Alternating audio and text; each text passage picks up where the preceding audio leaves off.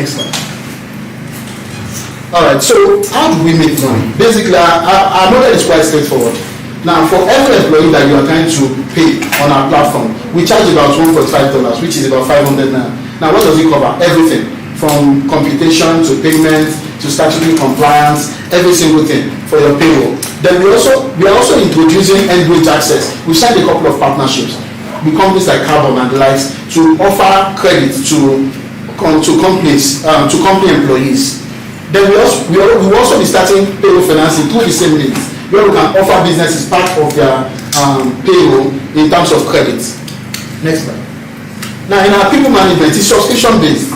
We have a subscription, but the base price is about $10, which means that with $10 per month, you can manage your entire HR process. Then we also charge a fee of about 100 naira per employee per month. Next slide. Now, spend management is basically about, is majorly around fees charged and card fees and the likes. So let's move. Now it's 11 people, and these are my co-founders. My name is Omoruyi. I mentioned that I was former CFO of Ugos. Ugos does about $3 million. Does about $3 million ARR. My CTO is Omoruyi. He has worked with Capgemini, Amazon, and IBM. Also, I have on the team Jifa Mensa. She's Ghanaian. She has worked with MultiChoice and ALX. Next slide. Now we are currently in the market to raise money. We've raised a couple, but we are trying to close our round. We are looking to raise $500,000 at the $3 million valuation, which will go into what is clearly stated there: hiring, product development, operations, and growth.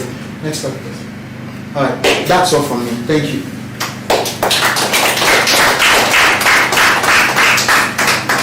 The idea now is we ask questions. So, how many people have questions? I believe you all understood what we spoke about. So, what questions do you have? So you're free to ask questions about everything, whether it's business model, whether it's market size, whatever it is that you have questions about. So, please go first. While you're still thinking about the question, so my question is around the market side. So you mentioned that your target audience is the small and medium, and then there's only 71K guys. No, for the medium. For the medium, so that's like they are the bigger guys. They are the ones between. They are ones that have between. We have micro, we have small, and we have medium, right? So our target initially was the medium, right? That's those that have between 50 and 100. Okay. So we are looking at covering the entire market. It's not like the underserved market. These guys cannot afford the big products, but we want to give them something as comprehensive or even better than the big products, but at a relatively better price than they would offer, than they would get. Okay, so why are you able to, or how are you able to offer an equally valuable service but at a cheaper price? Well, it is easier for us because we don't outsource anything. Everything we build is built in-house. All the co-founders are technical, right? So we build everything in-house, and we want to, the whole idea is for us, we are focused on more people, right? So if we get more people and we build the solution, we can make more money, right, for more people. Although it's a model that a lot of HR firms focus on the biggest businesses, right? And focus on business means that these smaller businesses have issues managing themselves early on, right? So we are focusing on getting all those people in. By the time we scale to many people, our costs will drop, obviously, clearly, because we have some fixed costs, but not all our costs are very variable. Okay, something else would be, you mentioned end-wage access. Yes. And it's, I don't know if fad is the right word, but it's something that a lot of people are doing now. And so first of all, how has that been? No, we've not started end-wage access. Okay, you've not started it. It's something we are currently working on. Okay, so if you start with, at what point did you go from being a HR company to being a fintech company? Or a HR provider, is it HR company? Well, in reality, right, we are actually a bit of both, right? Because we still handle payments for businesses. We pay their payroll. Okay. So we still have to build payments infrastructure at the end of the day. Not leveraging partners. No, we have partners, of course. That's why I said we leverage partners, right, to make the payments. But somehow we are still a payments company because we still make payments. We still have spend management. Okay, so you're basically doing like 3 different things that some companies just focus on. No, spend money. No, most HR businesses actually do HR and payroll. We just have spend management, which because the way we see it, right, the first source of income for most people is their salary. Okay. Yeah. So why not vertically integrate that? All right. Any other questions? Listed the costs to sell to businesses that you onboard when they have the employees on the platform. All are listed in dollars. And my question is, should it happen that I want to have a business and I want to put my business on royalty? Do we pay the Naira equivalent of that? Naira equivalent. Okay. Does the volatility, is it black market rates? No, we don't. Okay, yeah, let me explain. Now, this pricing that is given here is for, because most of our investors that have come in the past have actually been foreign investors, right? So our pricing on our website is fully Naira. So if we are going to Ghana tomorrow, we will do cedis. Although there will be volatility on our end, which is fully understood from the business angle of things, but we just have to do the local currency because imagine telling the Nigerian company that dollar is scarce, right? Except maybe you are using one of these companies, Payday and the likes. Dollar is scarce. So everything is in Naira if you are coming on our website. Any other question? Okay, so if there isn't any other question, we will have to move on to, because I don't think I can remember any other. Okay, so let's see. Competitive advantage. What differentiates you from likes of Seamless HR, Workpay, Bento, who are better funded? They've been around for longer. They already have a lot of people. I can't remember the exact numbers Bento has, but they have a lot of people that they're serving. How are you going to displace a Bento, for example? Okay, I'm going to give you an example. In the HR market, all the HR players in Nigeria have not taken more than 5% of the market. Because, like I mentioned when I was doing the pitch, the biggest competition actually is Excel, Microsoft Excel. Yeah. That's our biggest competition. So, one of the biggest challenges is not actually snatching customers from Seamless HR or Bento, right? One of the biggest challenges in the HR market is convincing other organizations that currently do it manually to take an automated process, which is what we've been doing, over time. So, Yahoo was well funded before Google came. That's the truth. So if you consider the fact that Seamless HR has been there for 5 years, Bento has been there for 3 years, they are just coming up and saying, okay, we want to do this, we will definitely do it. We are doing things differently. The whole idea for us is we are making it as simple as possible. If you go to our website and our application, you can start the entire process without involving anybody or even requesting a demo call. So we are looking at ease, comprehensiveness, and price. Okay. I think I have another question, but I think you may be able to answer that one. So Excel is owned by Microsoft. Yes. And they are doing a lot to be serious players in the AI game, which means they could give added capabilities to Microsoft Excel. Okay. So what happens if this will probably get an Excel or a Microsoft sub, and now I can use Excel to do a lot more than I can do. Of course, it may not do spend management and some of that. So that's also another competitor, like you mentioned, and that's now a competitor that gives them faster. It eliminates speed and probably is as cheap as what you have. So. Okay, let me give you an explanation. Now, I have a background in accounting, right? And for an HR person to prepare a payroll, there is a lot of computation. Would Excel eliminate that computation for you? I doubt, right? well, you say AI will come, ChatGPT 4 is here, right? But at the end of the day, the solution that is tailor-made for what they want to do. Excel does a lot of things. Yeah. Excel does a lot of things. You can even code with Excel, of course, even before AI, right? You could actually write code with Excel. But we are focused on businesses that actually need a solution that is made for what they want to do. And the way our solution is structured in such a way that no matter how complicated your business is, you can actually use us.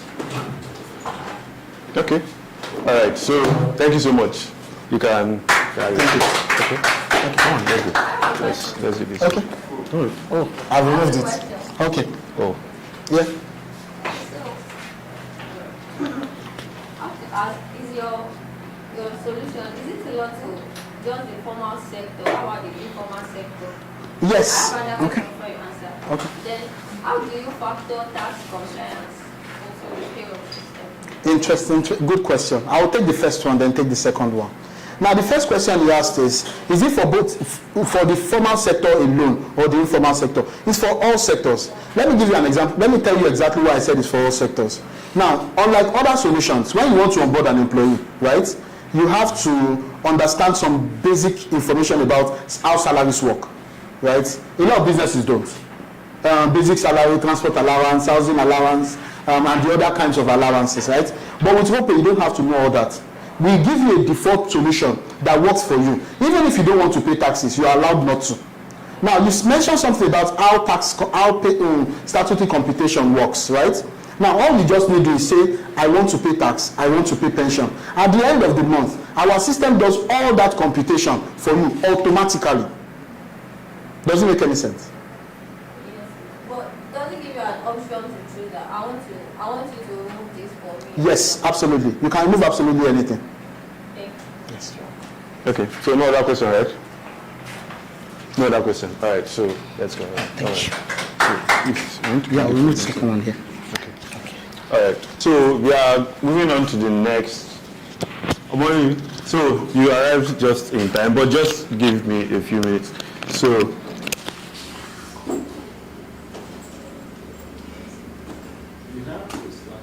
Yeah, I do.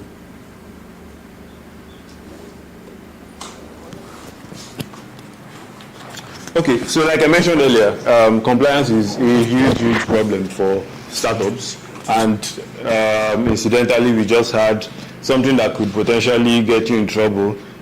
HR, do you pay your taxes, when you're supposed to pay them, and how you're supposed to pay them? So we are going to be, Omoruyi will be coming on to speak to us about startup compliance. He's a lead partner at Edoigiawerie. I don't know why I keep on missing the name, but he's a lead partner at the law firm he heads, and he's going to be speaking about that. He's been involved in a lot of things as well as the Nigerian Startup Bill. So I think a lot of us should know about the Nigerian Startup Bill, and it's what he's supposed to be doing right now. So he's going coming on to do that. So, Omoruyi. Yes, right. I want to play a video. Okay, can you send it to me? Yes, that's what I'm trying to do. But sometime It doesn't work. during the... Okay.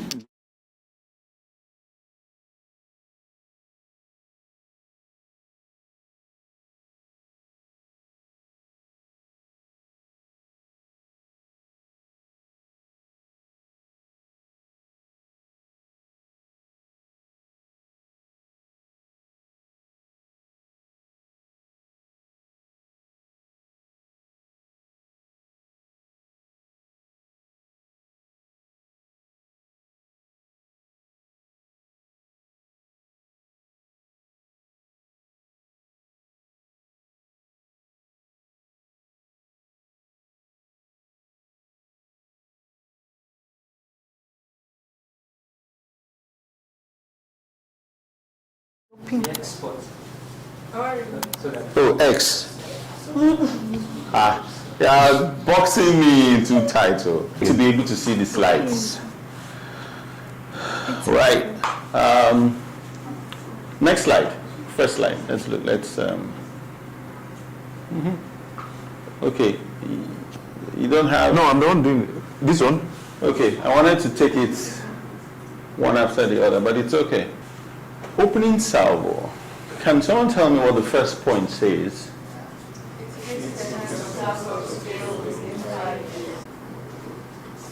Is that a good statistic?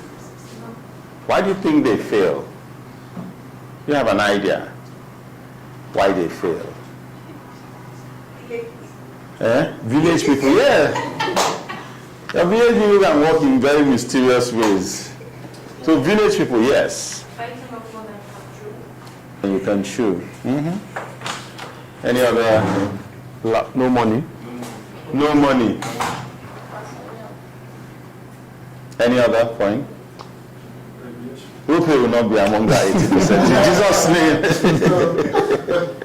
Anyway, 80% fail, and it's a very dangerous statistic. Now, the reason I got into the startup ecosystem was because I realized that many businesses in the startup space were failing. And it wasn't because they didn't have very good products, but because they made avoidable mistakes. Emphasis on the word avoidable mistakes, right? And why do they make those mistakes? So many startups only think about generating that product, right? Rupee is very passionate about his product, right? I walked into him explaining it and telling you all the things you don't have to worry about. He won't tell you things you have to worry about, but I bet you that those things exist, right? Business plan, and then, like Chimgozi mentioned, funding and building a customer base. Is there anything I have missed out? Yeah, that's where funding is there. Funding, right? So is there anything I have missed out? Right? Government, yeah. Thank God, Small Chops is coming, so we'll be good. Funding and all that. But guess what? None of this will ensure sustainability. The only thing that will ensure sustainability is compliance. Compliance is discipline. You're a human being, right? I want to believe you're a human being. You're not a robot, right?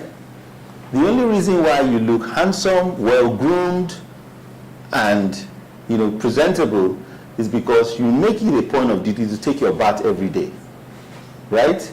Brush your teeth, shave and trim your beards, cream your skin, and look at how handsome you're looking.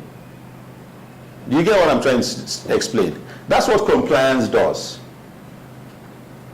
But if you keep eating, they bring food you eat, you don't brush your teeth, you don't take your bath, all you do is you're consuming. You will get to a stage where you can't consume anymore because you have not maintained the body that is consuming. Compliance ensures that you survive. It ensures that you remain able to continue to get that which you set out to get. But because compliance discipline and startups, entrepreneurs, new age entrepreneurs don't like to be put in a box. When we were working on the Nigerian Startup Act, one of the biggest challenges we had interacting with the ecosystem, we don't want any regulation. We want to be allowed the freedom to do what we want. But life comes with regulation. Freedom must be within limits. If not, you become a bull in a china shop. And compliance ensures that you don't become a bull in a china shop and self-destruct.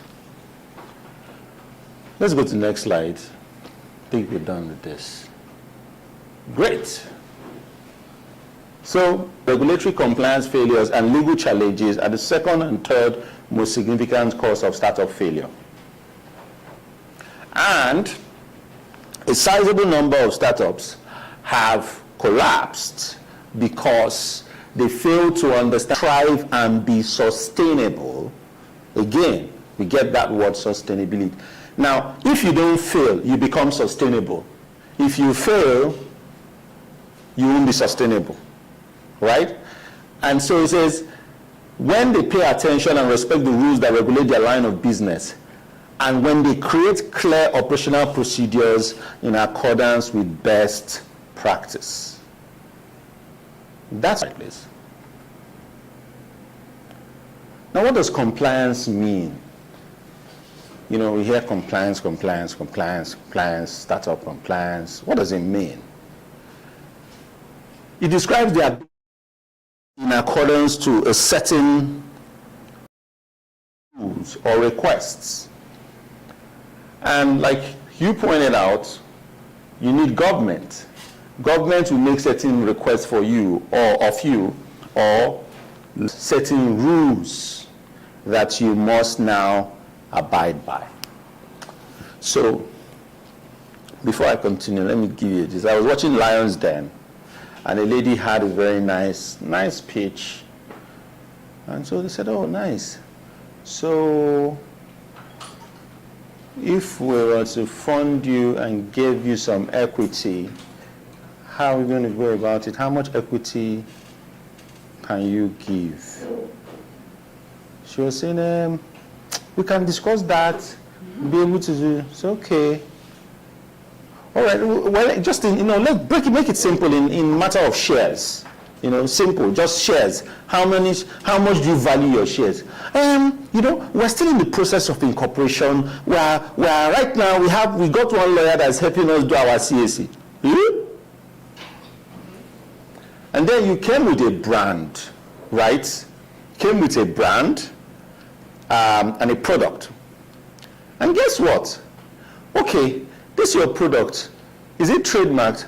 No, we're in the process of that. We are going to trademark it. It's part of the thing. You see, when you give us the money, that's part of the things. It looks funny. But really, that's the pit many startups and entrepreneurs fall into. You fixate heavily on the other things. And so, some businesses end up getting support and funding even before they tidy up their compliance regulations. But here's the biggest problem. They manage those funds, or they deal with those third parties without a compliance and legal structure framework. And so it's either of two things. They get eaten up by those who have given them funding, or they are unable to now meet the requirements when they decide to comply. So you have it. Let me tell you, and I'm going to shatter this table. Every VC, every investor, everybody who wants to give you money off his pocket to help your startup grow is not a friend, is a shark.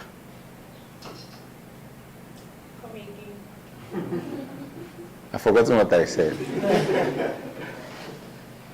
Sharks? Sharks are you can coexist with sharks so long as you understand how to swim in the same waters with them. If you don't, what would they do? They'll eat you up. For instance, if you're deep diving and you encounter a shark, the first rule is do not run. Face it. Rule number one, don't run. Face the shark.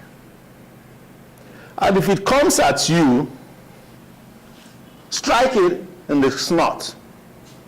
And as you try to do that, you see, you look at me like a guy.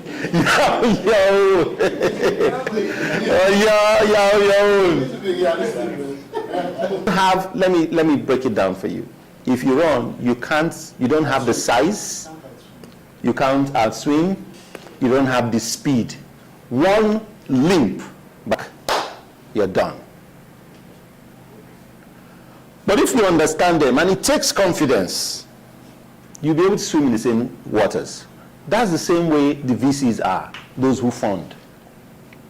They're not Father Christmas. And the biggest mistakes startups make, especially those in the tech ecosystem, is that you actually believe that VCs have money to throw around and that they like you because you are smart and you have built innovative problem-solving products.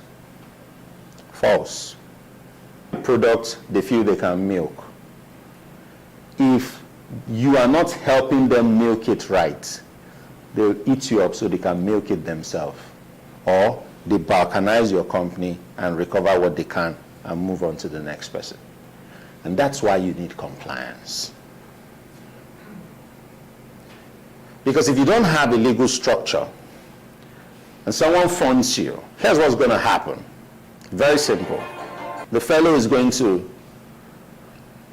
influence that structure. So I got a call, and someone said to me, someone wants to help get access to build XYZ. You know, we have built XYZ. Someone wants to give us access and also provide technical expertise that will help us scale, and then we'll be able to now go for our series funding and all that, right? So great. So, but he's asking for 40% equity. I said, wow, that's nice. I said, but I hope you know you're handing over your company to him. He said, no, we're still going to have 60%. I said, you're capping your growth because you are obviously are going to die. Of structure, and you don't understand how legal structure works. You think giving 40% of your company isn't a big deal. Let me break it down for you. You give that person 40%. He gives all he has, pours it into the company, and the company starts doing well, right? He holds on to that 40%. You need more people because he's not giving you money. All he's giving you is access and technical expertise. So you still need money. Those who need money will also collect freely the way you have been giving. At the end of the day, you won't have majority shareholding in the board structure. When it's time to vote, they will outvote you and kick you out, and you have nothing. But here's the good side of it.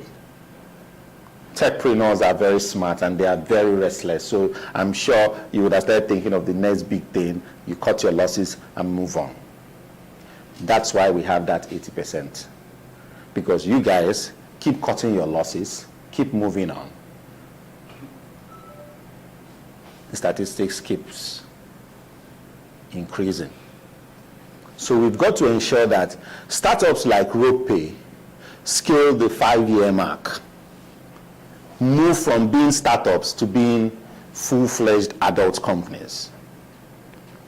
Have you wondered why that businessman in Alaba or in Trade Fair who started in one small cubicle selling in bits and pieces has grown from the cubicle to the plaza to the estate to the shopping complex for 27, 30, 40 years? They are not startups. They are not leveraging on technology, but they have respected the time-honored principle of business. Create a structure for your business. Don't even utilize the accounting softwares that we have of today. They use the simple, what do they call this, universal education, those big notebooks, and keep their records, what comes in, what goes out, what they spend, how much they receive, they do their plus and minus, they move from one account to the other, and they keep scaling. Those businesses have not failed. The bulk of them continue to grow and multiply. Why are the fulcrum of the next phase of our human existence having problems with failure? I said it at the Techpoint conference. I said, data is the new oil. Startups are the miners of that oil. But you guys have got to get it right. We have all got to get it right.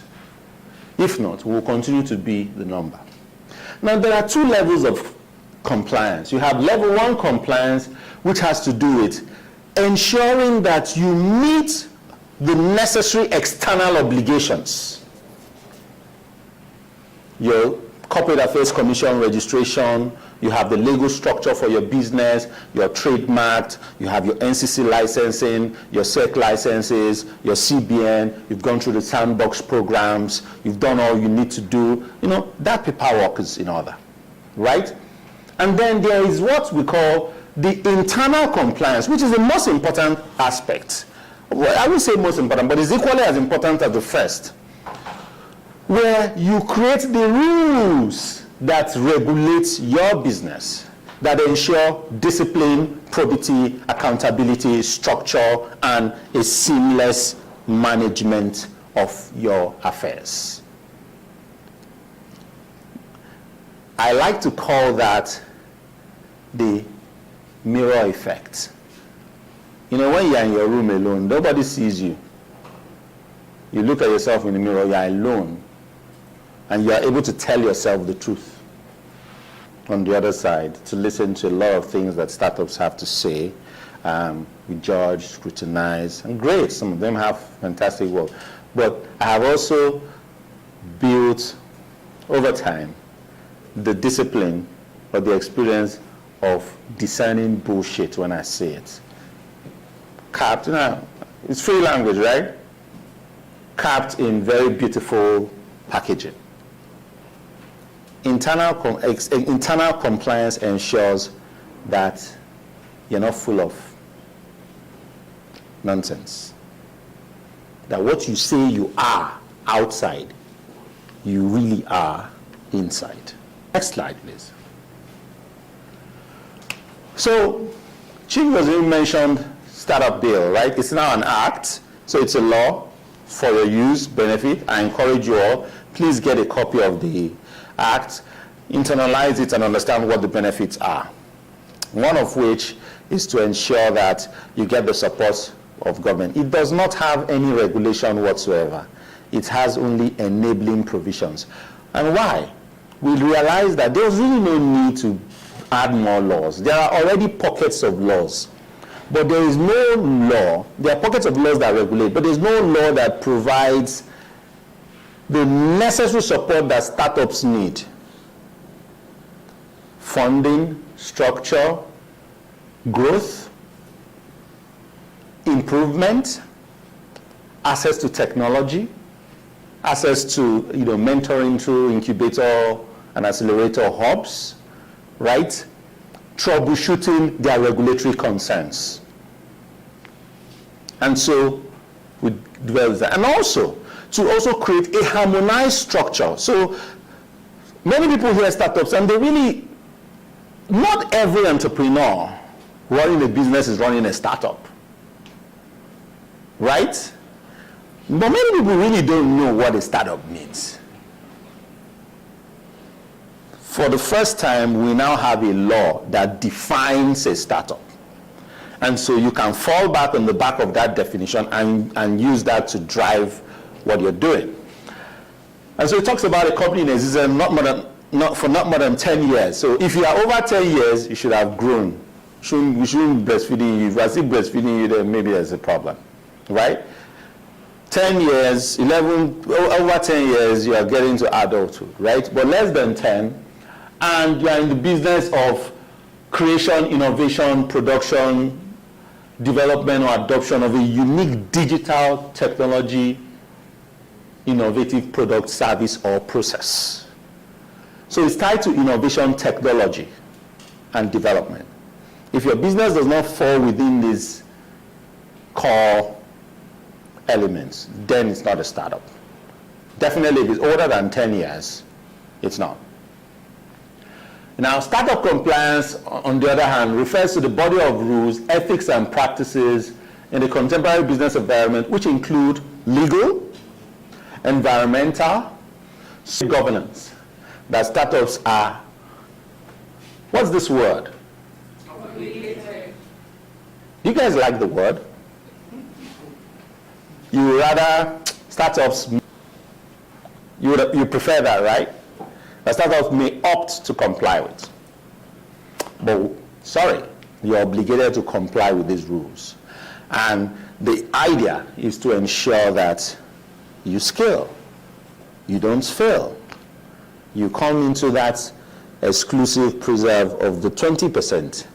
And also with your support and support from people like me, we begin to crush those numbers. We're hoping to get to a place where you have a 60-70% survival rate. And it's possible. One way of achieving that is ensuring compliance. Next slide. So why do startups need compliance? As they grow, they require a compliance mechanism to navigate the legal and ethical aspects of running a business. So this morning, I woke up to see a series of frantic messages, both from the group and personally, from a client, and they're working on a tech project. And they said, oh, they met a service provider that they wanted to work with. They had paid and all that. And the service provider was saying to them that they had to now, they needed a particular license. And to cut the long story short, getting that license will mean them going to start all over again and all. It was like a nightmare. I was already asleep when the nightmare came on them. But when I woke up, I looked at it and I said, forward the email that they sent to you, so we can look at an advice. And then we looked at the email. They were asking for A. The people were asking for A. They needed the company needed A, but they communicated their message as if they needed C. And the client, the startup, is not able to adequately understand really what the framework is or express as ideally it should. And so they were not able to understand that there's a difference. So we made it plain and explained that, and they feel better, right? But the reason they feel better is that they have the compliance structure that they need. And so all they needed to do was to whip up their documentation, show that they have complied with what they actually need in terms of the project, and they did not need that license requested for, right? I can't divulge beyond this, but that's what compliance does to you. Now imagine you've paid thousands of dollars, engaged a service provider, and you get to this brick wall and you can't continue. The dynamics gets very different. And it is these losses that affect growth, because you spend money, you lose money, you keep losing money because you have not built the right house that you need. Now, so that also answers, speaks to the second and third paragraphs. An organization can only meet external requirements when it has a set of internal rules and regulations that it follows. So there's an adage. Who's Igbo here? Is there any Igbo person here? Oh, Chim goes in here. There's an adage in Igbo land that says you have got to be fine at home before going outside, right? Ana manolo tupo one euro. And that's a classic advice that startups need to inculcate. You've got to be able to tidy yourself up inside by having the right internal rules that govern you. And those rules are not based on external influence, but are important for you to grow and scale. And today, those rules are even becoming a lot more important. And you know why? Because there have become too many failures. Too many have lost money. And now they can no longer allow you just do what you like inside your house. So they are beginning to put their noses into what you're doing. If you don't tidy up your compliance structure, here's what's going to happen. Freedom that you need to be able to be as creative as you should be. Did you get it? If you don't tidy your internal affairs, you will continue to have people put their noses into what you do. In our local parlance, we say, pop nose. right? Now, if that continues, you begin to lose the freedom that you need to be as creative as you should be. Because there will be so many rules that are now clipping your wings. But when you have those internal rules, your human resource rules, your corporate governance procedure, you have your board in place, you have your fiscal policies in place, you are able to ensure that you even comply with external regulations. Because, for instance, if you are in the fintech space, you know that the fintech space is one space that is seriously regulated. Not just by CBN, SEC has their hand there, so many regulators, because you are dealing with the money from the public, right? Now, imagine that you don't have an internal set of rules that help you regulate your procedure. And then you employ a data analyst who comes and uses your data for personal use, exposing and costing the company losses. But beyond the losses that he's costing you or she is costing you, you're in legal jeopardy. Because what's going to happen? The regulators will come after you for not adequately utilizing customer data. Data protection now is a very big deal. And that's why internal compliance is important. Next slide, please. So, level 1, external compliance. Regulatory, it's also known as regulatory compliance. Incorporation and post-incorporation stipulations. Do you even know the right fit for your startup? That's another thing. So, how many of us have business names? Business name registrations?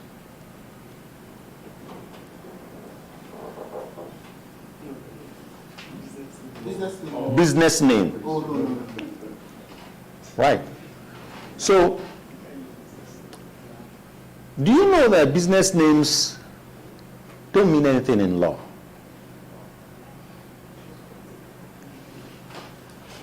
Let me use Gen Z language.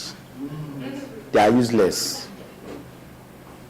All we give you really is priority of use of name.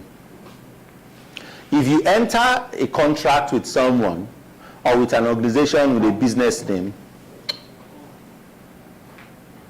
you cannot sue or be sued with a business name. So somebody is excited, Mado, so they can't sue me because I have a business name. They will sue you personally. The wala will now be on your head. As against, if you have a limited liability company, you get conferred what we call corporate legal personality. So let me tell you a story. In company law, principle of Solomon and Solomon. Okay, so people know it, so yeah. Let's move on. Let's move on. Right? Solomon was very wealthy. Solomon and Co., the company, was bankrupt. The debtors who Solomon and Co. owed approached the court to say, the company can't pay our debts, but the owner has the resources to pay. Tell him make him pay us our money. Mr. Solomon went to court to say, my money is my money, let Solomon pay their debt. In that case, the court now established the principle of corporate legal personality. They agreed with his argument. But hey, don't think that it works like that. There's also something called lifting of the corporate veil. So, but that's advanced company law, and that's not what we're discussing. But essentially, the flip side of it is that corporate legal personality distinguishes you from the company. And nobody will take you serious if your organization revolves around you. If they know that when push comes to shove, it is you and you alone that they can hold. You know, when that, what that does, right, is that it makes them begin to assess you beyond how they ideally should be assessing you. What's your name, sir? So I start looking at, if I give Adedoku $1 million now, if I sell Adedoku, sell his sister, sell everybody, how much will I get? See the way Adedoku is smiling. This guy will use my money and go and do a one bear. But see, when you have a corporate legal personality, this is what they do. They begin to look at the company, they look at your growth trajectory, they see if you have any fixed assets, they look at your liabilities, they look at your books, they look at your records. Don't get me wrong, they'll still look at Adedoku, but not with the same level because you have the legal structure in place. Now, it doesn't end with registration. It's also important that you do what? You do your post-incorporation filing as at when due, right? Let me tell you, you that want to japa, and you call yourself CEOs, and then you go to embassy, you submit company papers, you never file annual returns. The first thing the embassies do is that they look up your incorporation on the CAC portal, which is public. And once they see one red word there, inactive, they just decline your application on the basis of the fact that they don't have, you have not adduced enough proof that you really own a company. The implication of having your company status inactive online is that it's no longer a going concern. If it's no longer a going concern, what does it mean? It's dead. Clear implication is that you have not filed your annual returns. Because once you file your annual returns and you send a very nice mail to CAC, they'll change it from red to green. Active. Active means you have a going concern. And you have a So post-incorporation is just as important as incorporation. And let me tell you something, and I want you to keep this at the back of your mind. Incorporating a company is the cheapest you're going to spend in maintaining your company. Because sometimes when we send invoices to clients for post-incorporation, they'll be like, how much did I register the company for? How much did your mother pay when they were paying for your delivery in the hospital? Have you not spent more than that? These are some of the things that you must consider. Post-incorporation is expensive because you are keeping, just the same way you're feeding a human being and keeping the person alive, is the same way you should treat your companies. Intellectual property, I don't need to say much. You guys deal on a lot of, you are creatives, and that's one of the things that the Startup Act built to do, and we're very, very intentional about that, was ensuring that we help startups and techpreneurs exploit their intellectual property adequately, commercialize it and make as much as they can make, and prevent theft, intellectual property theft. But really, how do you protect what you don't own? I created it. If you haven't done the legal work, you don't own it. In fact, the only leeway you have is for copyrights. And the law on copyright says once you have produced something, you actually can claim copyright, but you have to prove that you originally produced it, right? In some countries, in the US, all you need to do is to mail it, go to a postal office and mail it to yourself. And it's as good as having that copyright done, right? But really, what stops you from just registering? It's that simple. Getting your certificate in your name, and then you can hang it on your wall. Trademarks, patents, whatever you have, you must protect it. And it doesn't end by the initial registration. It also expires. You have to be renewing. Do you know Apple? So in Nigeria, we have 45 classes of trademark. Do you know how, does anyone know, and I'm sure you guys know, because you guys are smarter than I am, how much is Apple's intellectual property worth as at the end of 2022?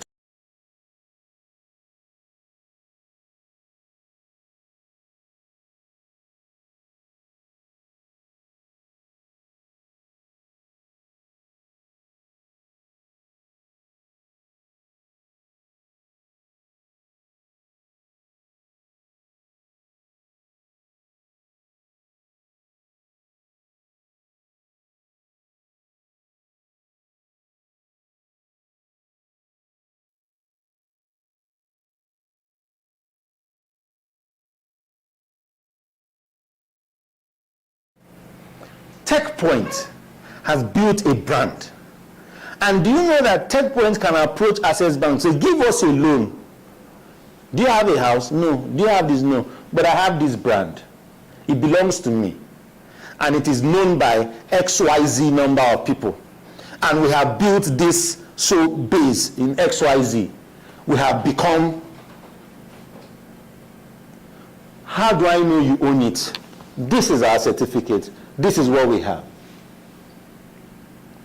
And if you give us XYZ millions, we give you this as a collateral. If we don't pay, you can commercialize and use for your benefit and make money. Your intellectual property, your creation. But we're all fixated on raising money to buy a house in Ikeja, in Ikoyi, in Lekki, and then use it to collect loan. True or false? True or false? Someone said false. You said false. Okay. So you believe what I said. Your intellectual property, which is why you can't afford to joke with it. You need to get it done, registered, and in the bag. What do musicians eat off for the rest of their life? I was on a flight back and I was watching Elvis. You know, I had never had been able to sit down to watch the movie, and so, but I just saw it on in-flight and I decided to watch it. Elvis that died, his estate is still churning out millions of dollars. Intellectual property. It can make you rich for the rest of your life. But if you don't protect it, it can also make you broke. So you must protect it. And that Nami draw this logo, put this thing. I was there, and maybe you even took Chibuz's the picture the day they were drawing the logo, and the day they were praying over it and saying this shall be Techpoint logo, and then you take that thing. It won't work. Because what's your name, sir? If FK has registered and has a certificate in his name, FK owns it. The law is not emotional. Have you ever heard this phrase that the law is an ass? Yes. We don't mean physical ass. No, it actually means ass. It's actually an ass. No, it's not this ass. The law is an ass. It goes the way you flag it.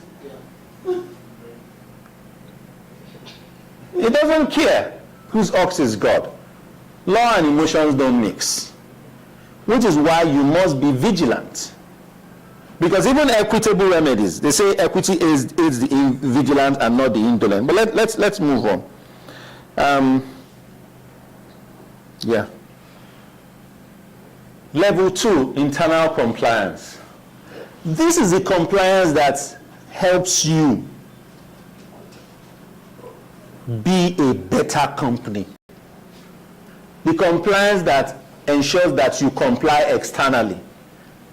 Corporate governance. What's your corporate governance procedure? Or is it going to revolve around you alone? You sign all the checks. You will be the board. You will be the director. You will be the shareholder. You do everything. Or you, your wife, and your infant children. Or you and your brother. You know, people tend to see through these things. You wonder why you have a good product, but you're not getting funding. Your paperwork is not adding up. Your corporate governance structure is faulty or non-existent. What are your employee engagement and relationship management procedures? I think it was the CEO of Patricia that shared a story. As while they were building, one guy, you know, they had started making a name for themselves. One guy came, they employed him, he started working for them. He worked for 6 months, learned everything that he needed to learn, resigned, and went and started a competing company. You know that can kill you, right? What are the procedures you have in place to manage your trade secrets? I wrote an article on managing trade secrets, and I think you should Google it and read it. But it's important. Employee engagement program. What are your company policies? RiseVest. How many of us heard about RiseVest and the issues that they had? Right? It had to do with internal compliance failures. You remember the series of stories? I think you guys even was Tech About that broke it on the horrible bosses. And it had to do with a lot of it were internal compliance failures. A serious-minded employee that you treat badly can take the whole company down with a very bad lawsuit if they pursue it intentionally. So it's important that you have structures in place. Employee data protection and confidentiality measures. What's the company's emergency response procedure? What is your risk analysis? Audits and reviews. And it's not exhaustive, right? There's still so much. Next slide.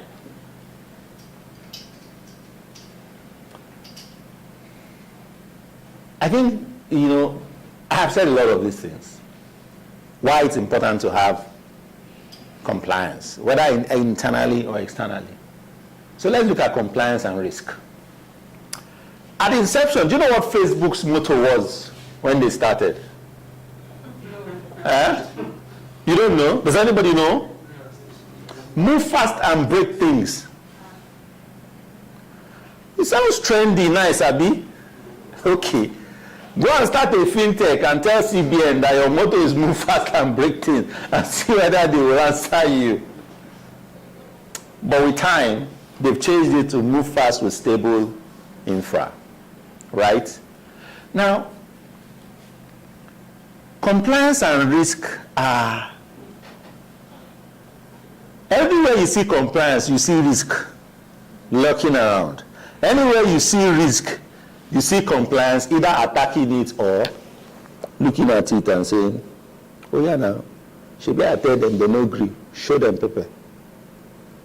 But both of them always are within each other. They are strange bedfellows.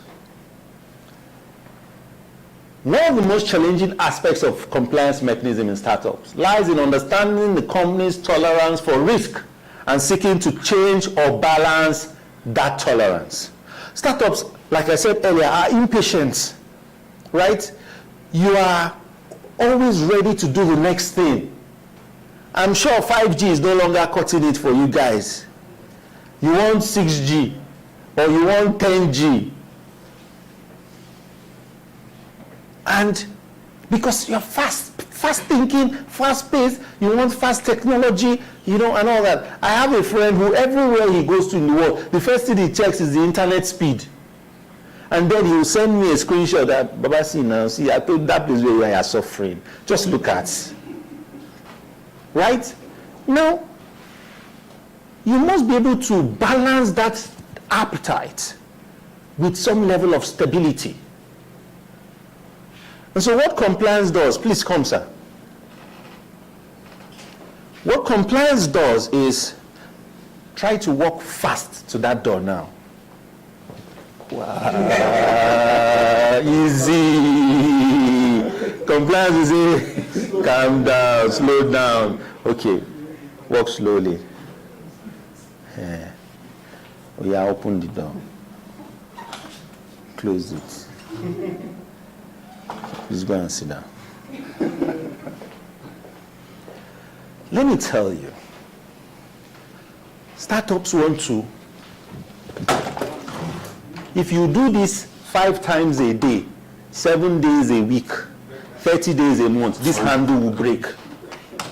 You definitely have to change this door sometime. But if you keep opening it gently, or like my wife would say, the way human beings should open doors, you will not have that challenge. The door will last. Your hand also will not be in the risk of breaking. And so, because you have, listen, Any techpreneur, any entrepreneur who is building a phenomenal product has that appetite that he can lose everything and start all over again. They don't care. Compliance will help you care. Because you can't continue building and not caring if the thing scatters. You know you have the brain, you start again. We'll continue to have, and before you know it, will move from 80 to 90, 90 to 95. Chigozie and I were chatting about SVB, right? Go and read up why SVB failed, why that crisis happened. A lot of it are largely dependent on compliance and risk.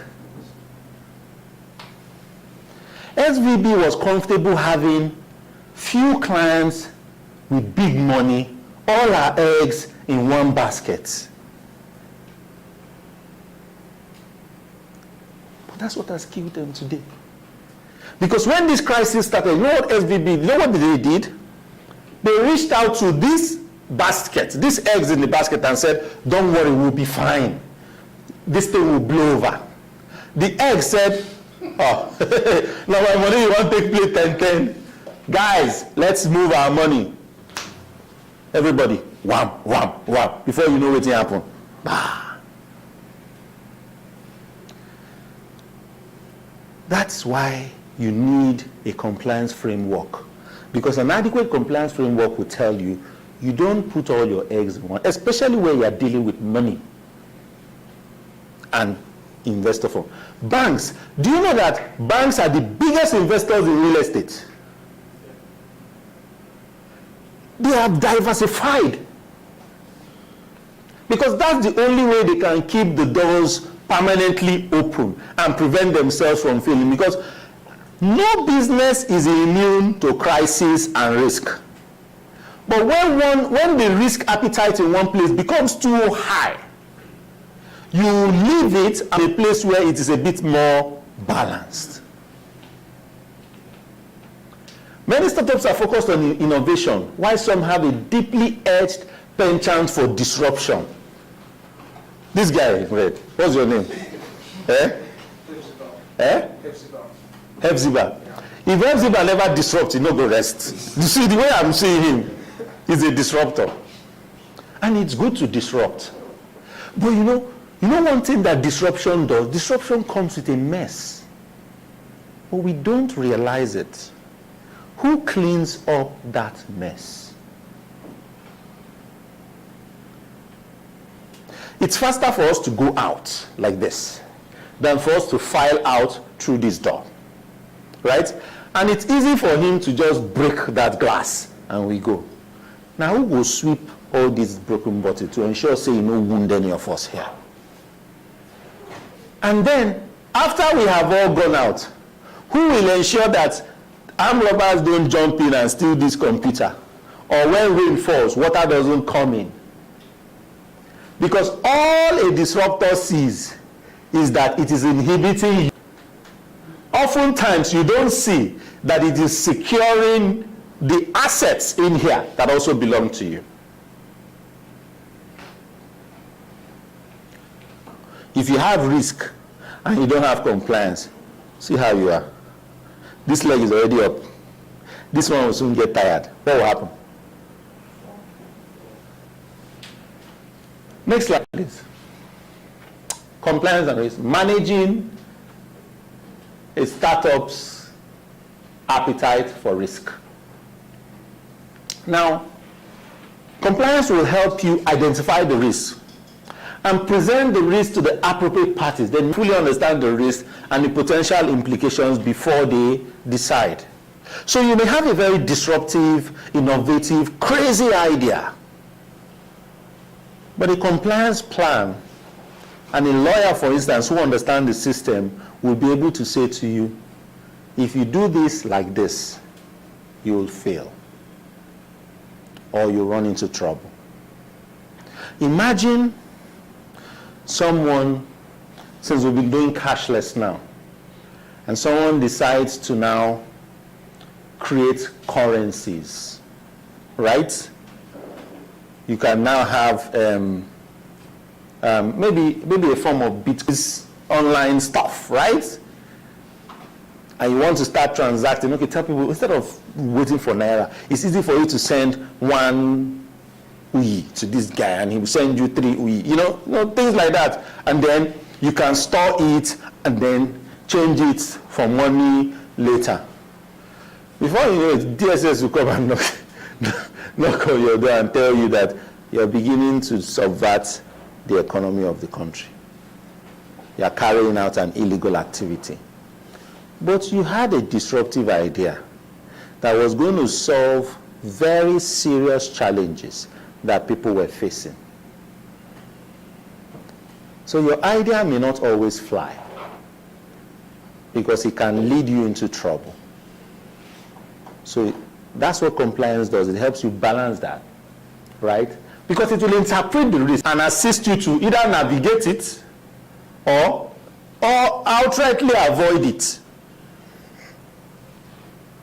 And for compliance to be, meaningful, one of the things that you must look at is that you prevent yourself out of the law. Activism in the tech space is a dangerous thing. I don't believe in what CBN is doing. I don't believe in this. I know people are suffering. I'm going to provide a solution that will solve the problem. Activism has no place in the startup. Startup is a place created under law. You are a legal entity registered under the law. For you to run your businesses, you must have complied with certain procedures. You cannot afford the luxury to behave anyhow or to go against established framework. Next slide, please. So, one of the things that RopePay has to learn, if they haven't learned, is to build a culture of compliance, whether external or internal. Because in fact, when investors open your books and see, oh, you have a board, you held your board meeting, oh, you have a corporate governance document, oh, wow, your employee policies are in place, oh, you have a data protection plan, right? You have a risk assessment and an audit structure. You audited your accounts last year. Oh, fantastic. Automatically, they are endeared to you because they see you discipline the company. The biggest danger you can have is to build a business around a framework where you only tidy up your books when investors, and we call that wuru to the answer. You understand? Submit this. And you guys know how to do very fine, beautiful pictures, everything looking pretty. You submit. They see through these things. Discipline is a product of a process over time. 15, they've seen 2016, they've seen 2017, 2018. They know that 2017 compliance was not done in 2022. Because there's a difference between you filing all your annual returns and showing, oh, I'm up to date in CAC. Then between you filing your annual returns as at when due, showing that you filed your annual returns in 2016, You filed your annual returns in 2018, Both of them have a final result, right? But the process shows discipline in one and shows anyhowness in the other. Do you get the difference? Simply put, it makes an organization more efficient. Next slide.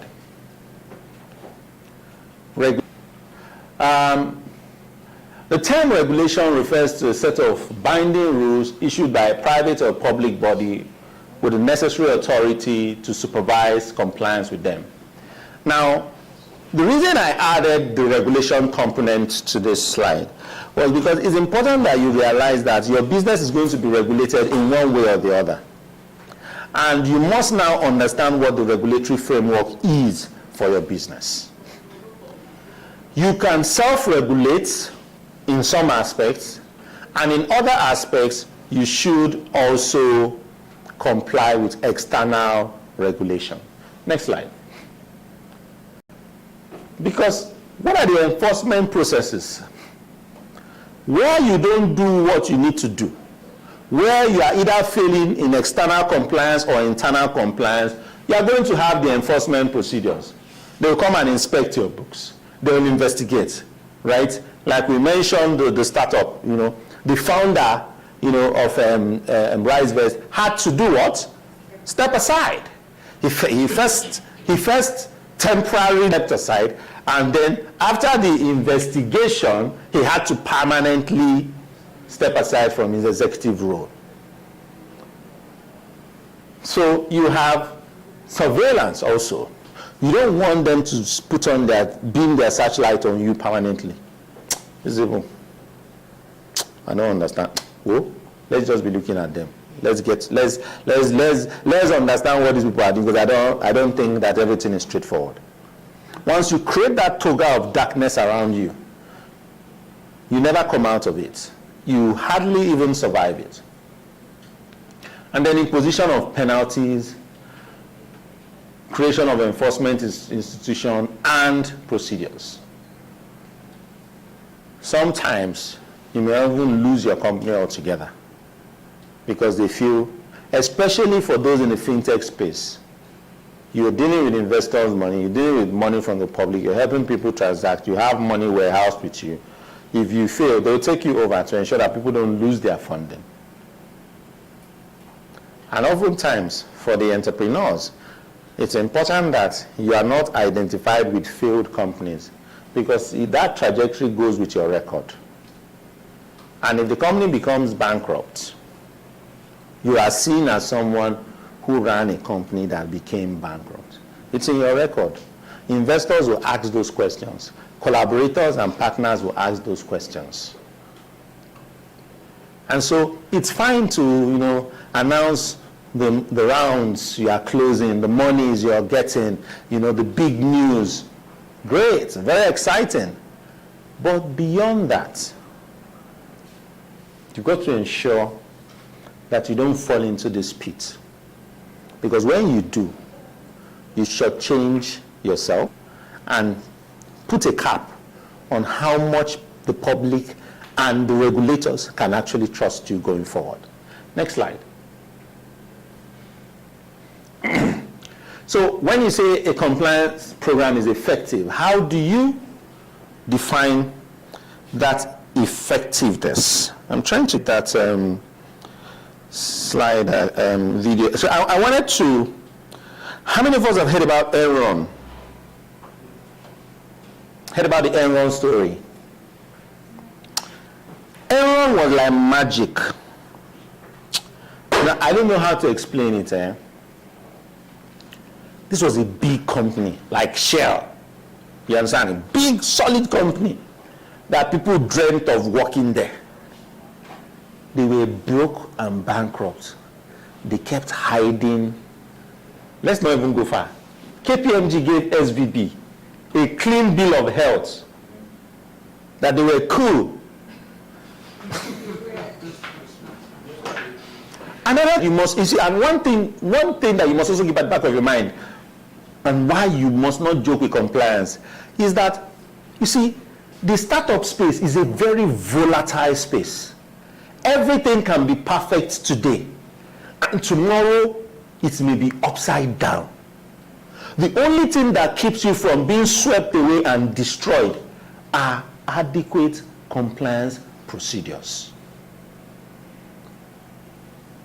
So imagine some people still have their funds trapped in SVB. Now, the US Treasury is now trying to work out a framework where they're able to now have other banks buy off those debts and help refinance, pay back and all that. The smart people collected their money. Like, people had been doing withdrawals, I think a week or so before that eventual collapse. So if all the money you had was in that bank, what would happen to you now?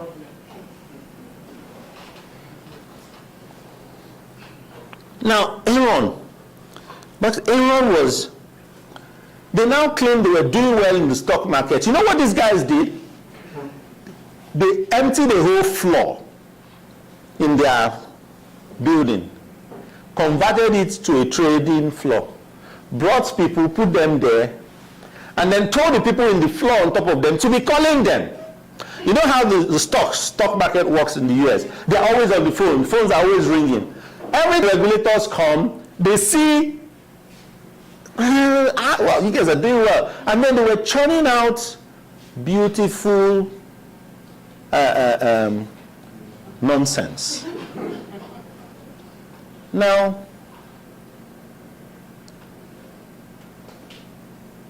America asked themselves a question after that Enron debacle. Like, how did we allow this madness? That's what now led to what is called the Sarbanes-Oxley Act, that has now put very stringent regulations.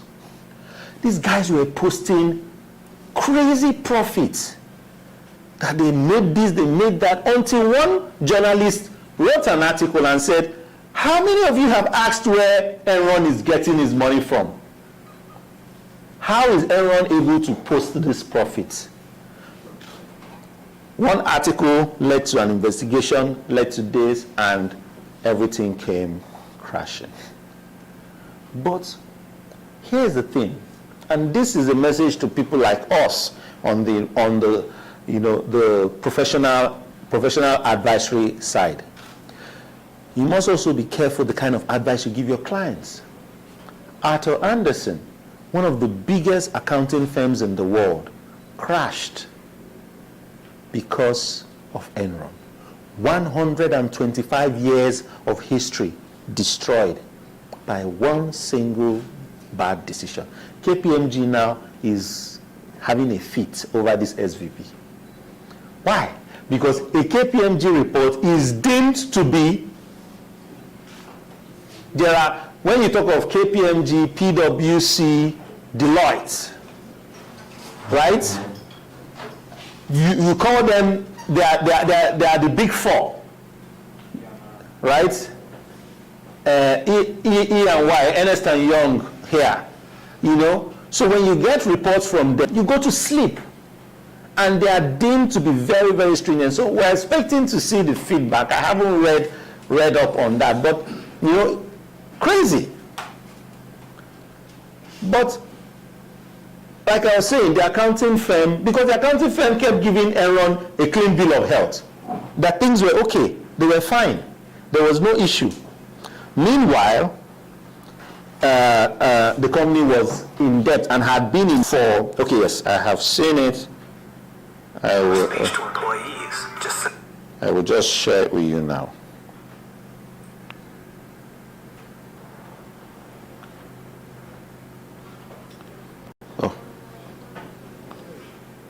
Right? Now, the reason why it's important that you see this. Several blocks away. Enron's accounting firm was busy shredding documents. Enron shredded 1 ton of documentation. Have you seen it? You don't understand. That level of cover-up. Failure of compliance.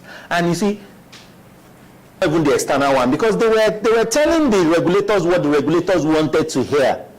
But internally, they were telling lies. So even when you confuse, like I said at the beginning, that internal compliance is extremely important. Because that's what keeps you alive. You can lie to everybody, but you cannot tell yourself a lie. And one day, you'll implode. And that's what happened to Enron. While he's trying to get that, let's go to the next slide.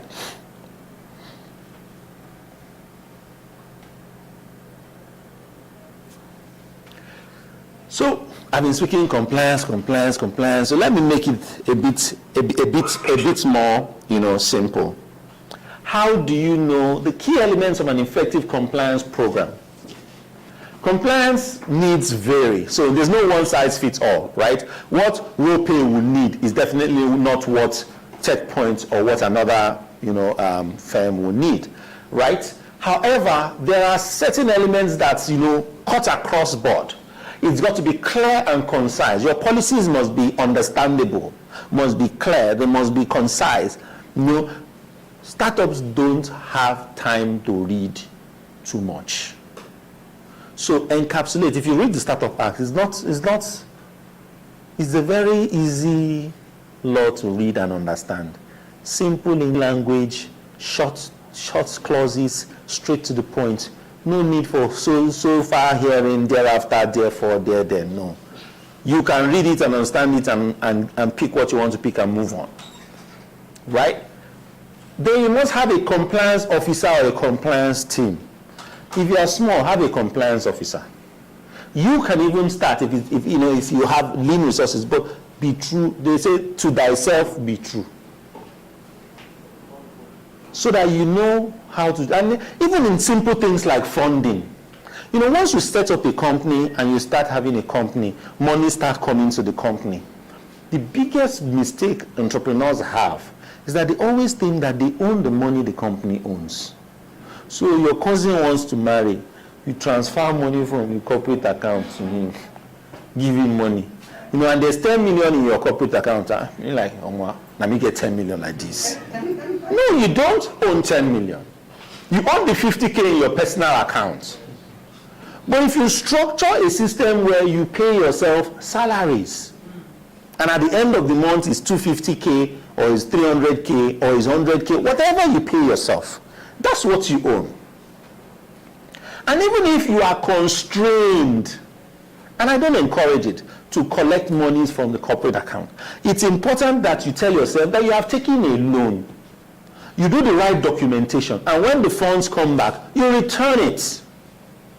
Because if you keep treating the money in your corporate account, first of all, the first rule, and we have a simple rule when we're doing legal audit for clients. We ask you, what's the authorization channel of your corporate account? If it lies in the founder, you don't have a solid corporate framework.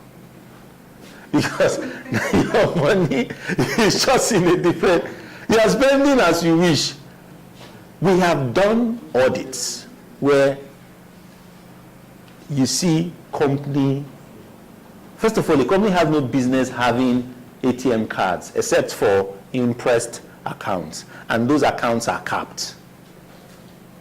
You see company account, main account, you are checking record, you are seeing nightclub, you are seeing strip club, you are seeing offering.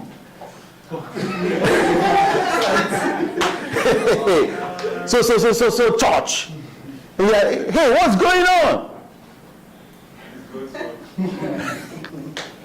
It shouldn't be. And one entrepreneur actually said, that's where you network. We are there to network. I said, stop fooling yourself. To thyself be true. To thyself be true. You can bamboozle us, but error will happen to you. Effective lines of communicating and reporting. In RoPay, the day I'm not coming to work, how do I report that? How do I report my work? How do we retire my assignments? The day I utilize 10 naira of my money, how does RoPay pay me back? What is the process? You see, let me tell you why this thing can look funny. You are working small. They tell you lean startup, you don't need too many people, and you are giving so much of yourself. Let me tell you the genesis of t-shirt and jeans. Not that entrepreneurs don't like dressing fine. They don't have the time. Elon Musk, even though I think that some of his theories are a bit extremist, right? Elon Musk will tell you that if you are not permanently sleeping and waking up in your office, you are joking. Because he didn't have a house for a long time. I know of one of the richest men in the world who doesn't own a house. He doesn't own a house. but he's one of the biggest investors in the real estate space. He moved from hotel to hotel, goes from one place, doesn't own a house. And entrepreneurs are busy. You are so invested in building what you're building that you do not have time for any serene. You just want to continue to go at it, go at it, go at it, go at it. And before you know it, it becomes a lifestyle. But as you are investing so much of your time and your energy and everything into it, also ensure that you don't blur the lines. And one entrepreneur actually said to me that, look, I was paying this rent from my money, I was buying this, I was paying salaries from my money, I was doing everything, all my savings, I had nothing. And then company is getting money, you're telling me company money, you're telling me that, oh God, please leave me. The job of an entrepreneur and a startup founder is a thankless one. It only starts paying off when you have built a sustainable business. That's why people like Warren Buffett are still in business.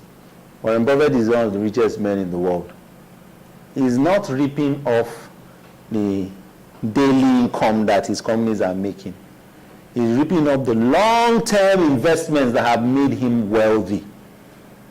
If you keep chipping on monies in your corporate account at the early stage, you kill the business. You end up being comfortable, but you will never really be wealthy. Next slide, please. Oh, sorry, before we go there. Enforcement of standards through articulate corrective procedures. You must have a system in place where you penalize wrongdoing decently without going overboard. And where you also don't appear to be vindictive. It's very important. Because you can't afford to be brash. You cannot afford to also be emotional. There are times when some employees will do something bad and you want to just tell them the way you feel, how you feel right now. Just offload on them. You may be stepping on some toes. You may be crossing some legal boundaries. And if you are working with Gen Zs, mental health is a big deal. Mental health is a big deal. And you must know the line between mental health and hard work. It's very blurry, but there's a line. And our Gen Z is always crossed towards the other side. But very important. Next slide. I think we're almost done, right? Yeah. Global best practice. In the current global business environment, compliance is an important element that startups need to be responsive to.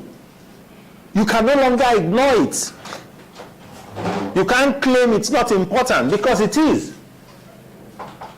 Supported by various legal frameworks, all businesses must comply with the relevant compliance standards to operate sustainably. Again, severally we've been having sustainability, sustainably in this slide. Why? The idea of this talk is not about you starting your startup. It's easy. It's keeping it through time and scaling the mark to join that 20% of survival. And the only way you can do that is through sustainable avenues. So having compliance programs help in ensuring the sustainability of the startups, its operations, and guarantees investor profits. Next slide. Debunking the myths. Compliance is not for the big companies. A lot of people feel all these things you are saying is when I have grown. As a one-man business, you can be your compliance officer, you can be your accountant, you can be your auditor. It just takes you wearing different caps when the time be. And that's why I say again, to thyself be true. So as you start growing and start making money, instead of thinking that this 1 million is now my money, you now say, okay, now I need to employ a people operations officer. Now I need to employ an accountant. Now I need to get a law firm on retainer. All these things you need to start doing. As against seeing the income that has come as a fruit of your labor. Compliance is not expensive. You know, some people say all these things you have said is money. Look at the flip side. All you have worked for, all you have labored, like a pack of cards. You know why we think some things are expensive? Because we do not quantify time and the time we dissipate in terms of naira and kobo or in terms of USD. If you do, you would know that your time is important. I was talking to a client, a classmate who was practicing in Canada, and was consulting I was asking her some questions for a client who wanted to do some work in Canada. And we finished that conversation, and the next thing I got an email, and the bill popped in, $50 or 1 hour. And her fee is actually $150. She had already given me discount and sent it straight up. It's a no-brainer because they understand that time is. I know lawyers who bill $5,000 an hour. Yes. And then they are the ones that talk for free. So when you start quantifying your time, you will know that compliance is not expensive. If you weigh the cost of not having compliance mechanism in place and the wider implications of this, you will know that compliance is not in it. Unfortunately for startups, modern tools allow businesses to achieve and improve compliance. Automation is key. So not everything, you don't need a human being for everything. For accounting, for instance, you hardly need a human being. If you honestly deploy the accounting software, it will tell you when you are bleeding. It will tell you when you are doing the wrong thing. But the problem is that you guys are too wise. You will always tweak it to suit your purpose. But if you don't, it helps you. Automation is important. Everything. The only things I will advise you not to automate are legal advice, legal services. Because I've seen many startups enter contracts and agreements, beautifully written, suits their purpose, but when kasala burst, the dispute resolution clause provides that the issue will be resolved in the District Court of California. Brother, Igagawa, California to solve your problem. There's ChatGPT today. ChatGPT 4, right, is even more deadly than ChatGPT 3. But guess what? While leveraging on AI, know that the only thing that the human element has over artificial intelligence is emotional intelligence. You cannot afford to rely on AI without using emotional intelligence to balance it. Because if you do, computer will always tell you, go this way. It's a Google map. I called Chiko's at 4 o'clock, right? And I've been in traffic for going almost 2 hours. And I had almost an hour at that time. And I called him to say, bros, here I am. And he said, oh, okay. I said, well, Google Map tells me that I'll be with you in about 30 minutes. It still took me over an hour to come. That's what technology does. It will always be speculative. The emotional intelligence component will apply, today is Friday, tomorrow is election. At least 1 hour, 30 minutes. It will always work better than technology. Deploy technology, but don't automatically think you don't need people. Next slide. This will help you understand both. So create a table, external regulation, internal, external compliance, internal compliance. What are the things? It's not exhaustive, right? It just provides an elementary guide. Compliance is an unending notion. Tomorrow, a new compliance regime can come that will change stuff. Can we watch the Enron video now? So let's watch Enron and see the magic those guys did.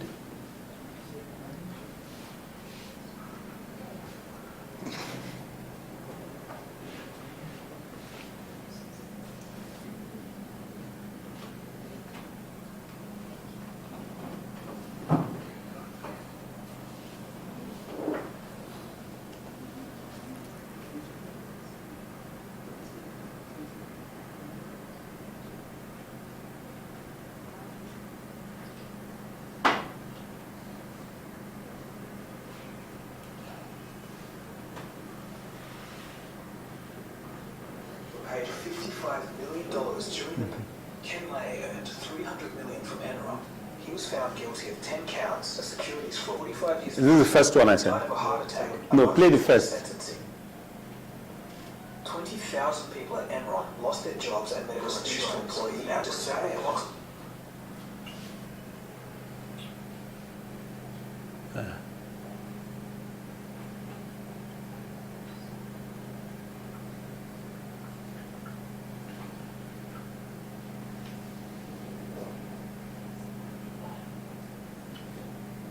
Speech to employees. You want us to believe that you sat there in your office and did Oh.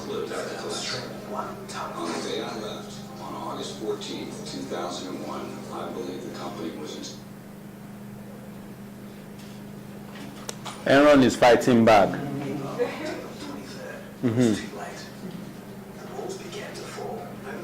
If you understand what weight is, to shred 1 ton. You want us to believe that you sat there in your office and didn't, and had no clue that this place was about to collapse. For speech to employees, just several blocks away, Enron's accounting firm was busy shredding documents. It was shredded 1 ton of paper on October the 23rd, but it was too late. The walls began to fall. Over the course of a month, the company went from a healthy appearance of one of the leading innovators to total bankruptcy. You want us to believe that you sat there in your office and didn't, and had no clue that this place was about to collapse. On the day I left, on August 14th, 2001, I believe the company was in strong financial condition. I did not do anything wrong. That was not in the interest. All the time I worked for Enron Corporation, it was in the interest of the shareholders of the company. If I could go back and redo things, I would not. For the thousands of people who held Enron stock, the market was frozen at the $32 mark, and when it reopened, it was $9 a share. Meanwhile, Enron executives had a fire sale of all of their stock. In the months leading up to the bankruptcy, Skilling told his employees to buy more stock, while he sold all of his. As the media began circling the story, criminal investigations were launched. Cliff Baxter, a trader who often went on Skilling's wild adventures, cashed in $30 million from Enron. When called to testify in court, Baxter got in his Mercedes, drove down a quiet street, and shot himself. Andy Fostow, the former CFO, pleaded guilty to conspiracy to commit wire fraud. He ratted out and cut himself a deal to testify against other Enron executives.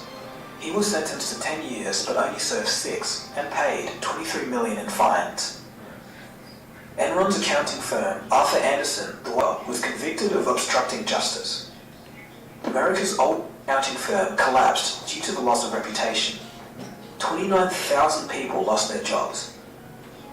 Ken Lay earned $300 million from Enron. He was found guilty of 10 counts of securities fraud and was facing 45 years in prison, but died of a heart attack a month before his sentencing. 20,000 people at Enron lost their jobs and medical insurance, with an average severance pay of only $4,500. Executives were paid $55 million during the bankruptcy and cashed a further $774 million in the year before the collapse. Skilling, the mastermind behind Enron, was convicted of 19 counts of security and wire fraud. He was sentenced to 24 years fines. While in jail, his parents and his son passed away. He only served 12 years of his 24-year sentence and was... Next video. I could think this is the second. Yeah, this is the second one. The first one was already. The first one? The first one was already, we've already played. And are you sure? Yeah, it's Where's the first one? Because there was something, except it didn't come in full.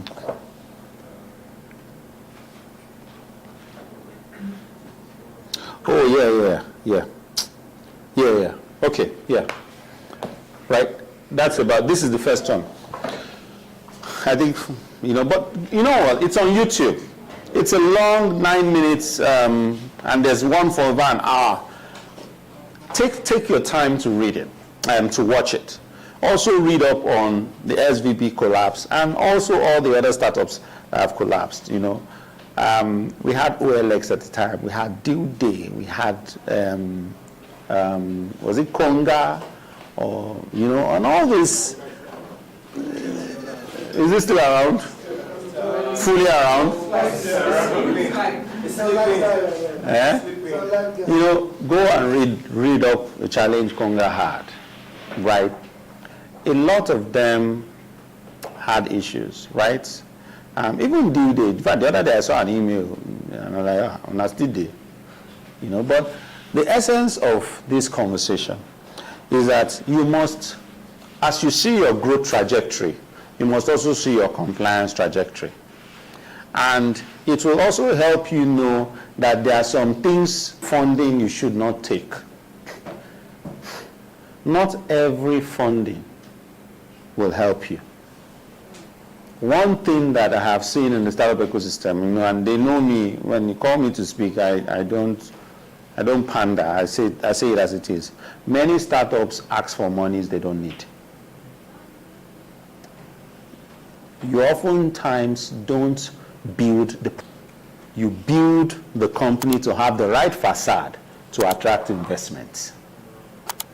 The businessmen in Araba, in Lagos Island, they don't attract investors. They build the product and they build credibility for credit.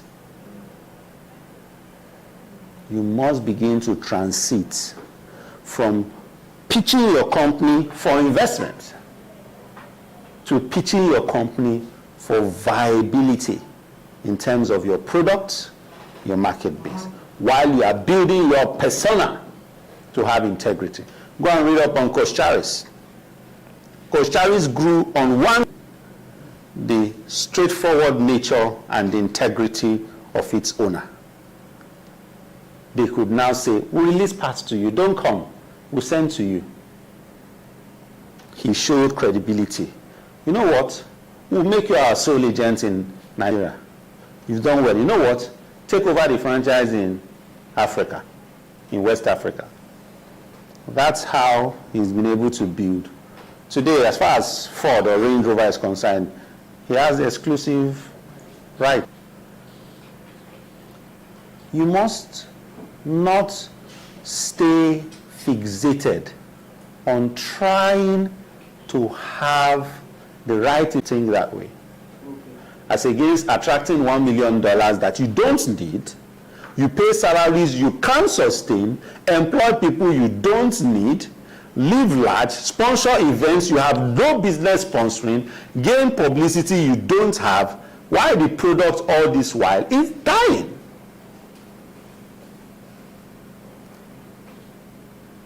And then at the end of the day, investors' monies, you start looking for another investor to buy you over, so you pay the next investor. And when that is done, you leave it and go to the next thing. Bad behavior. So, okay, so let's leave the first slide. There is a need to help create an environment where startups understand the laws that regulate them, the reasons for the rules, laws and regulations, and the imperativeness of establishing internal compliance programs to ensure that they, I can't remember what was there, they don't just grow, but grow sustainably.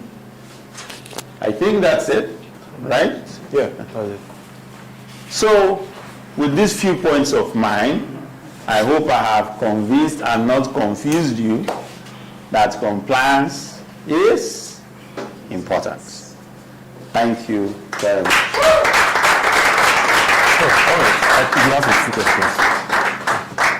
Okay, so thank you so much. That was a lot.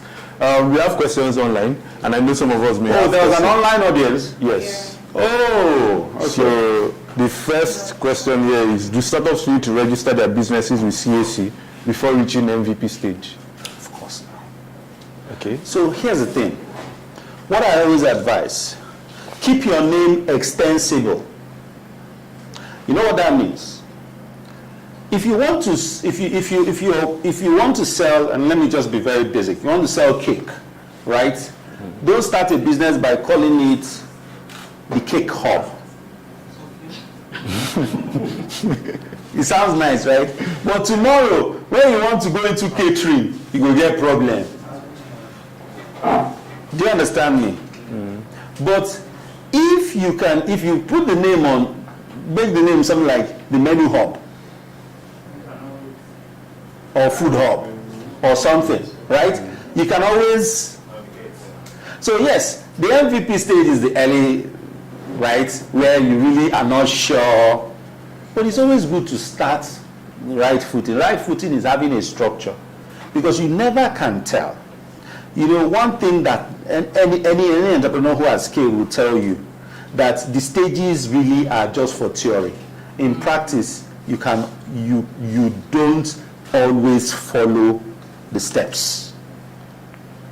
So yes, you need registration. Okay, so the next one is, after the idea stage, what should the startup founder do to move to the next stages of implementation in order not to break any compliance law? Ensure that you have complied with the legal and regulatory framework. Ensure that you have protected your brand collaterals and that you maintain them. External, pay your stamp duties, tax, whatever you're doing internally. And even if you're not doing anything, even the law says, if you're not doing anything, file a law, what they call zero returns. It's free. File it. We've not done anything. We've not started business. Yet to commence. At the end of the year, they'll give you a tax clearance and they'll put yet to commence business, because you've not, and that is what it is. Right? So it works that way. The law allows you an affordable means of adhering to compliance. Right? So just ensure that you do that. If you register, you pay your annual returns, it's 5K. Hey, lawyers must not hear. So it's not that expensive, really. Okay, I think that answers, there's another question, but they're asking whether they need to file a CAC return if their products are not in the market and so they've not made any revenue. So I think... So even the law envisages that you need time. For tax, you have 6 months holiday. For CAC, you have 18 months. Within this period, you will know whether you will survive, whether you want to do this thing or you don't want to do it, right? Yes. After this period, you are now obligated to start filing. And even today, the Finance Act does not even tax companies that have small turnover. Less than 25 million, zero tax. Zero VAT. Zero tax, not zero VAT. You must pay VAT. Oh, okay, sorry. Zero tax. Yes. VAT is not your money. VAT is money that you have collected from third parties. It's not your money. You're not paying VAT. At less than 25 million. Okay. All right, so I think those are all the questions from our online audience. We'll take 2 more questions and then we'll call it a day. Oh, yes. Yes. We cannot charge VAT. Yes. Okay. Good evening. My name is Precious. I want to add that for a parent company that you're bringing the product from, you are a limited company and you are building a tech product. So how do you protect that product? Sorry. It's a 2 different things. Now, when you are building your MVP stage or you're trying to go through that process, people will begin to see that, okay, you're starting as an entity, but they won't know that you're coming from a parent company. Do you understand? So how do you, you're going for funding, you're trying to bring in investors, how do you stand and say, okay, no, this product we're building is from this?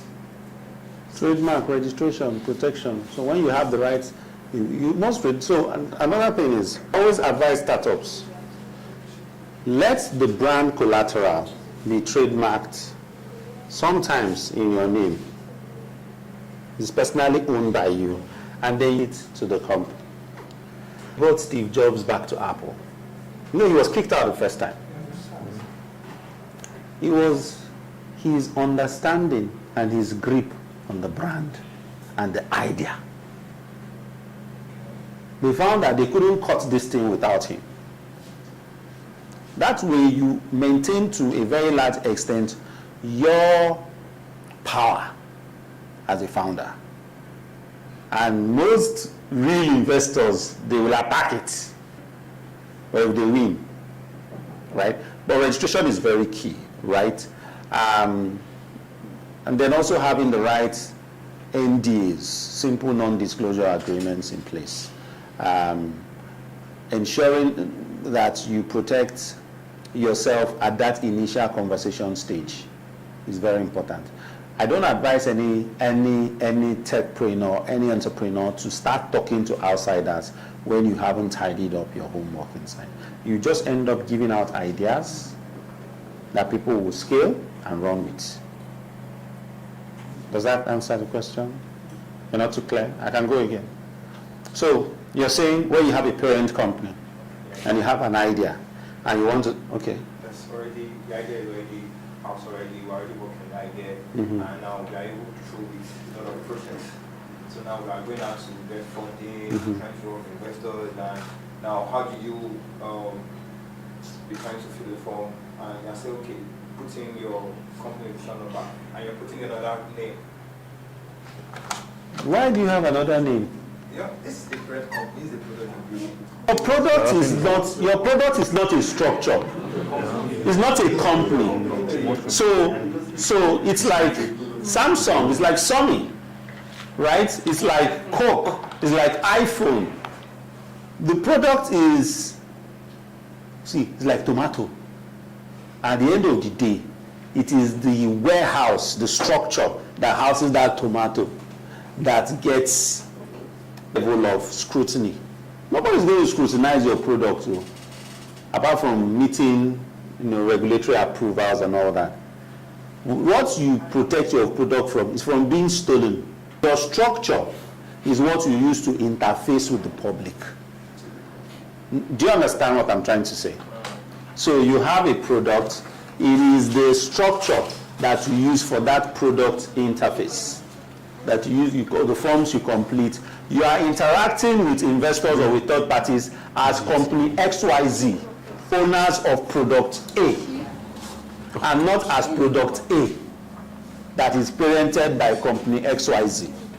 Put up my flyer. Your product is not a structure and it's not built to be a structure.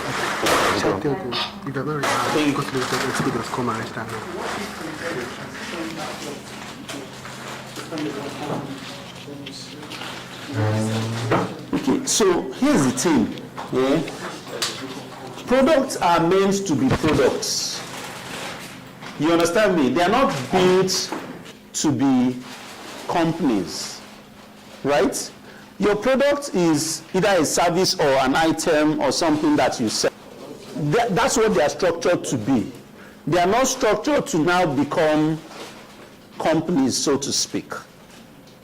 A company is the warehouse that warehouses the product, the house, the box where you warehouse that product and keep it, that gives it birth and ownership, right? The product should remain a product that is the company's bargaining chip. The mistake a lot of people make is that they feel that company incorporation data protection does. No, they're two different things. So if we're drinking Coca-Cola now, there's no company called Coca-Cola in Nigeria. Coca-Cola is a brand, registered trademark, owned in Nigeria by a Nigerian bottling company. Do you understand me? Now, you can't change that by becoming Coca-Cola Nigeria Limited.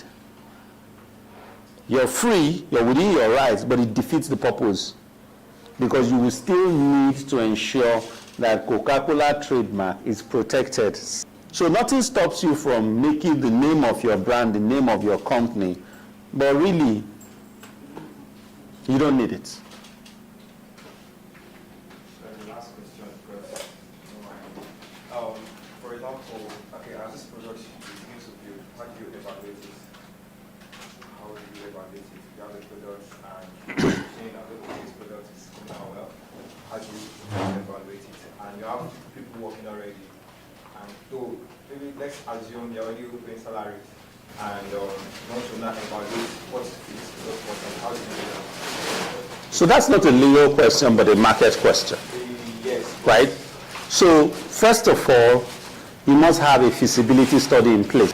And you know, what that does for you is that it helps you ask yourself what your trajectory should be. So, short term, mid term, long term, where are you on your plan? Now, you may see that before going public, you had certain expectation. As soon as you went public, the expectations, now you need to be able to go back and rejig or rework. But it's always important that before you deploy a product, you have an idea of the market, a clear understanding of, you know, you do your SWOT analysis, right? And then every time you come back to reevaluate. So that way you know whether you are going too fast, too slow, or you should actually stop going at all, you know, or completely, right? So it's just understanding your SWOT analysis, having a feasibility study in place, and going back to it as you grow to ensure that you are still on the right track. And where you're not on the right track, you know, you take a U-turn. All right, thank you so much. So, if you want to get more answers to that question, next month we are going to be looking at how you can, like, we are going to be looking at everything marketing. Not everything, but so you can come around next month and you will learn a lot more about that. So, I'm not thinking, what? Okay. Slides. He's asking for the slides. Do they have to pay for it? No. Shouldn't you charge them? No, but I'll send you the one you circulate. Okay. All right. So. Yeah, I'll send you a bill. It was fine.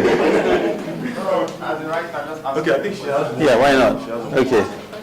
So, in all the things that you have said, like, you know, all these, there are now tech companies that offer free, that teaches free technology courses to people. And from that courses that they teach, they have boot camps. From that boot camps, they give them ideas of what to create. Then when people graduate from that, the idea becomes their own to work on and make it a company. Now my question is, a lot of times, there are more than 20 people in one company per se. And then some people go ahead to register and some people do not participate in registering the company. In future, if the company becomes scalable, do they have a right in the company? Can they say, they started together, even though they did not contribute to their finances? Okay. I'll answer that question by asking you, when you wrote JAM, you had JAM class, Abby? All the people that wanted to enter Unilag, in quotes,